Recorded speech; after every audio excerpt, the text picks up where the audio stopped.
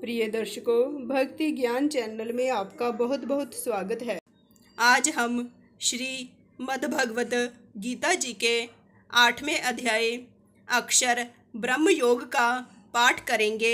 आप ध्यान से सुनिए। अर्जुन ने कहा, हे पुरुषोत्तम, वह ब्रह्म क्या है? अध्यात्म किसको कहते हैं? कर्म क्या है? अधिभूत क्या है?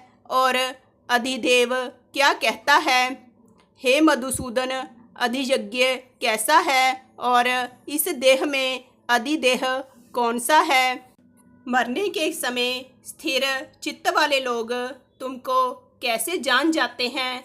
भगवान श्री कृष्ण जी बोले, जो अक्षर अर्थात अविनाशी और सबसे श्रेष्ठ है वही ब्रह्म है। प्रत्येक वस्तु का स्वभाव अध्यात्म कहलाता है और समस्त चराचर की उत्पत्ति करने वाला जो विसर्ग है वही कर्म है। जो देह आदि नाशवान वस्तु है वही अधिभूत कहलाती है। विश्वरूप जो विराट पुरुष है वही अधिदेव है। और हे पुरुषों में श्रेष्ठ, इस देह में मैं ही अधियज्ञ हूँ।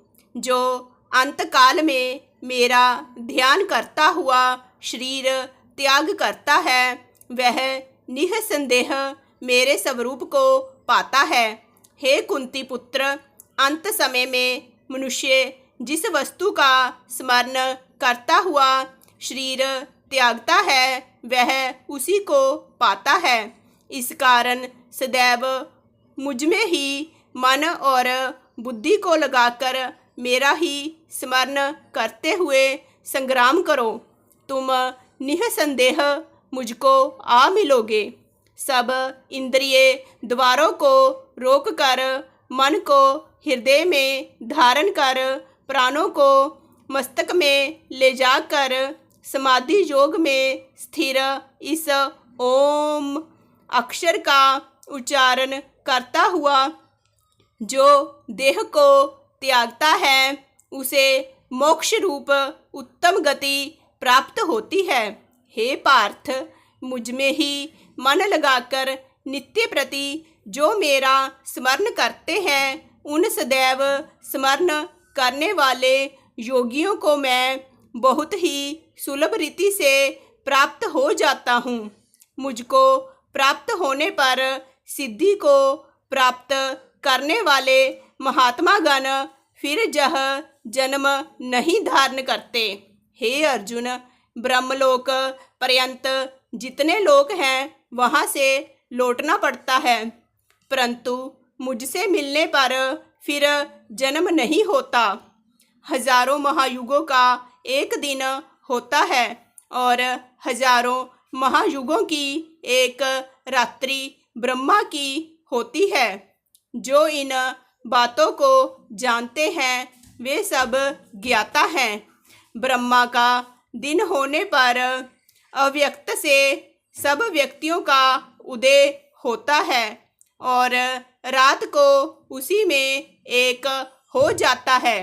हे पार्थ, समस्त चराचर की वस्तुओं का यह समुदाय दिन में बार बार उत्पन्न होकर रात्रि के आगमन में लीन हो जाता है। इस अव्यक्त से परे दूसरा सनातन अव्यक्त है जो इन सब के नष्ट होने पर भी कभी नष्ट नहीं होता। उस अव्यक्त को ही अक्षर कहते हैं। वही परम गति है जिसको प्राप्त करके फिर संसार में नहीं जन्मते। वही मेरा परम धाम है। हे पार्थ, जिसके अंतर्गत सब प्राणी हैं और जिसने समस्त जगत का विस्तार कर रखा है वह श्रेष्ठ पुरुष अनन्य भक्ति से ही मिलता है। हे भारत, जिस काल में योगी जन देह छोड़कर फिर नहीं लौटते हैं और जिस काल में लौट आते हैं अब वह काल बतलाता हूँ। जिस समय ज्योतिर्मयी अग्नि का प्रकाश हो और दिन शुक्ल पक्ष हो, ऐसे उत्तरायण के 6 महीने में मृत्यु को प्राप्त हुए ब्रह्मज्ञानी मनुष्य ब्रह्म को प्राप्त होते हैं। धम्र रात कृष्ण पक्ष दक्षिणायन के 6 महीने इनके मध्य गमन करने वाले चंद्रमा की ज्योति को पहुँचते हैं और लौट आते हैं। संसार को नित्य चलाने वाली शुक्ल और कृष्ण नाम की 2 गतियाँ हैं। एक से आने पर लौटना पड़ता है और दूसरी पर फिर लौटना नहीं होता। हे पार्थ, जोगी इन दोनों का तत्व जानता है, इसी से मोह में नहीं पड़ता। अतएव हे अर्जुन, तुम सदा योग युक्त हो। वेद, यज्ञ, तप और दान में जो पुण्य फल बतलाए गए हैं, योग से उन सबको अधिक ऐश्वर्य प्राप्त होता है और सर्वोत्तम स्थान पाता है। इस प्रकार श्री मद्भगवद गीता जी का श्री कृष्ण अर्जुन संवाद 8वां अध्याय अक्षर ब्रह्म योग पूर्ण हुआ। जय श्री कृष्ण। वीडियो अच्छी लगी हो तो इसे लाइक करें। मेरे चैनल को अभी तक सब्सक्राइब नहीं किया है तो सब्सक्राइब करें। धन्यवाद। जय श्री कृष्ण। प्रिय दर्शकों, श्री मद्भगवद गीता जी के हर अध्याय और 8वें अध्याय का भी महान पुण्य फल है। हर अध्याय को पढ़ने और सुनने या फिर पाठ करने से मृत्यु के पश्चात विमान आते हैं और व्यक्ति को वैकुंठ लोक में ले जाते हैं। इसलिए इसका पाठ अवश्य ही करें।